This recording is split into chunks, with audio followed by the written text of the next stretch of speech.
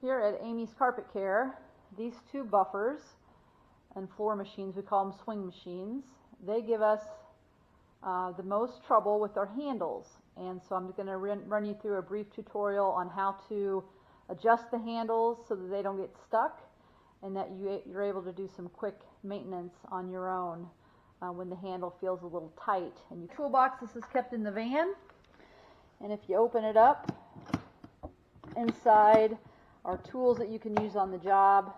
But the one in particular I'm going to point out to you is the pink envelope, and inside the envelope there are some tools, and one of them is a hex key, and this hex key will fit this gray machine right here. This one has a mechanism that you can adjust without tools, and I'll show you that here in just a second. So let's get started. Okay, so for this machine, in this pink envelope in the toolbox is a hex nut, or a hex key, and there should be a small 1/2 inch Craftsman wrench.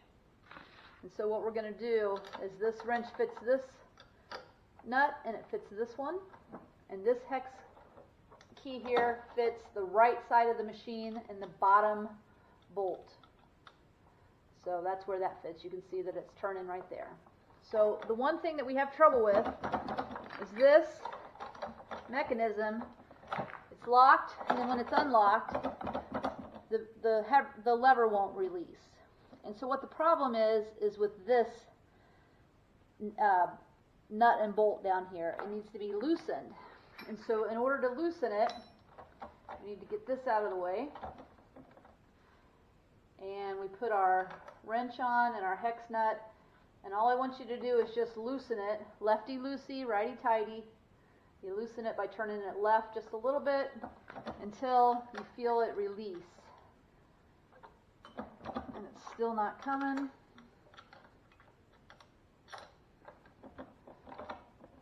Okay, and what the problem is that this is too tight. So we're going to release that there. Okay, so this, now I've loosened both of them, and we're going to see now how it can move. And now we'll see how this can move very easily back and forth. Okay, now both of these are really loose to the extreme. So what I'm going to do first is I'm going to focus on the bottom one. I'm going to get this one out of the way, and I want to tighten this bottom one as tight as it'll go with this still being able to move. So there, I can still tighten it more, and you do not want to over crank these and tighten them too tight. You have to get there, that's too tight. You just get it loose enough, there, so it just slides back and forth. So that's the mechanism you want. And now if you have this loose enough, now it's time to focus on the top nuts and bolt with this little shaft handle here. So right now it would be best, that's kind of awkward to be able to lock it in place and have it facing up. I like to have it face down so that when I lock it in place, it's right there, okay? So I want it to go down instead of having to crank up. So I'm just going to tighten this just a little bit, and I'm still going to keep this so it's down. And again, you don't want to over crank it. You just see it still going. You don't want to tighten it with this right here. You still want this to be loose. That's too tight. So you loosen it up a little bit. There, that's perfect. Now I've got this one set. It was loose, and then I worked on this one, and it still has a little give. And then now is when you crank it. So you crank it down. You can also use your foot on this to crank it down. There, you got to give it a good push, and then that there should lock it. See? So it's finesse, and again you have to get this one situated first, and then you work on the top one in that order. That's on the maroon. This is the New Source buffer. Here's a close-up of the handle mechanism. These little wavy lines here need to be pointed down. so that when you lock it into place, you're pushing down on it. Okay? So that's what you want to do. You want to have that pointed down. And I just wanted to give you a close-up of the hex key that goes in here. You can use either end of the hex key. I kind of like this end a little better. It gives me a little more leverage. And then here. And so this is just the tweaking that you do. I can't emphasize enough that you do not want to over crank these screws. Tightening them very tight does you no good. You have to really find the sweet spot for each screw. And so if you follow the steps that I did, first you want to loosen both sets, and then you're able to move it back and forth. And once you have it freed, then you start to tighten the bottom one first, and you tighten it just enough so it has give. If it doesn't have give, you just back the screw out just a little bit. You just unscrew it just a little bit and back it out and loosen it up. It's really a very slight motion. And then up here, you just tighten it just enough so that you can get a good crank on it. So this is, again, I think if you push this down with your hand, it's not going to hold very well. You almost have to push it with a little bit of force with your foot. And then if that doesn't work, what you got to do is you got to adjust this a little bit more.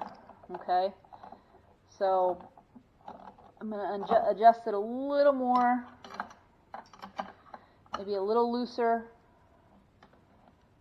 Now I've got the ridge going the wrong way, so I got to flip it around. Now it's good. Now when I have it there. So I actually had to loosen this a little bit more to get it to crank.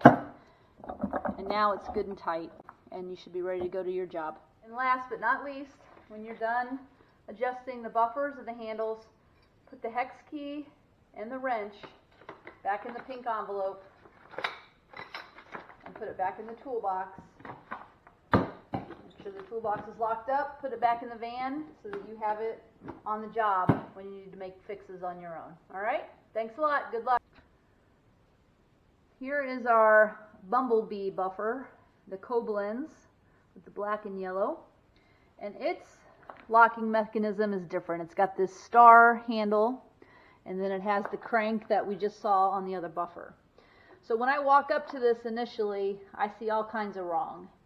First, the wavy part of this handle, well, there's wavy parts on both sides, but this right here is making it so that I have to really crank. I mean, it's up so high that I can't even crank hard on it. And then when I loosen it, this doesn't go anywhere. This was cranked so hard that the handle wasn't moving at all. So again, this goes back to finesse and making sure that these adjustments are made properly so that you have a good flow with the handle. So we want the handle to move back and forth as such. And we want it so that when we crank down on it, it's locked right there. And so as I crank it back, that's locked. So this on the right side is the mechanism that locks it. This on this side, yes, you can tighten it and loosen it, but you do not want this cranked so hard right here that is what holds it together. Okay, that's the wrong way to do that. And it actually puts a lot of undue stress on this clamp. And so we really want to make sure that we have it loose, and we have to find the happy medium. Yes, the handle moves right here, but you have to get it to the point where this is going to lock in place. And there, now it's locked in place. So this buffer is good to go now, but these mechanisms do get loose and they do get over tightened, and so you have to continue to adjust them. So again, just find the good balance. You want to make sure that this on the right side is the mechanism that cranks it and locks it. This is not what locks it. You have to have it loosened so you have a little give, okay? So this one will help you when you're on the job and you need to fix this mechanism.